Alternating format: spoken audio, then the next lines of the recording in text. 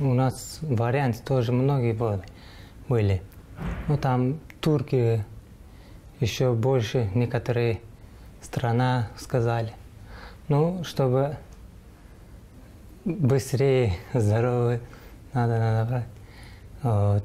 И ближе к нам, ближе это Таджикистан.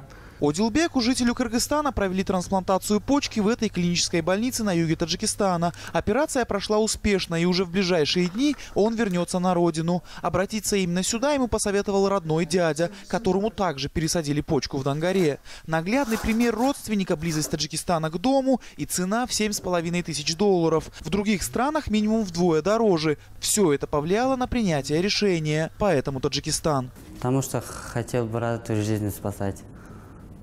Он же мой брат. Почку Одилбеку пожертвовал его сводный брат Гуль Абдулло. В Таджикистане разрешена только родственная трансплантация. Пересаживать органы умерших людей, а также коммерческие трансплантации запрещены. Власти боятся невольно создать черный рынок органов. Поэтому ни о каких послаблениях в этой сфере речь не идет. Наши цены самыми минимальными считаются и по региону, и по всему миру. Для иностранцев по сумме у нас 59 882 суммы, а для граждан нашей страны 47 882 суммы. Это где-то получается для иностранных граждан в порядке $7500. Это самая низкая цена. По словам таджикских трансплантологов, низкая цена на операции по пересадке почек и печени обусловлена мощной господдержкой. Направление находится под контролем президента страны Эмомали Рахмона. Хирурги получают возможность специализации, приобретается новейшее оборудование. Все наши специалисты, в том числе 5 специалистов, которые работают в нашем отделении, все прошли специализацию в Российской Федерации, в городе Москве, в Институте Склифосовского, Институте Шумакова. Все аппараты новые и все куплены из Германии и Америки. Они отвечают всем мировым стандартам. Всего за 5,5 лет с момента создания Центра по трансплантации органов в Душанбе было проведено порядка 300 операций по пересадке почек и 15 печени.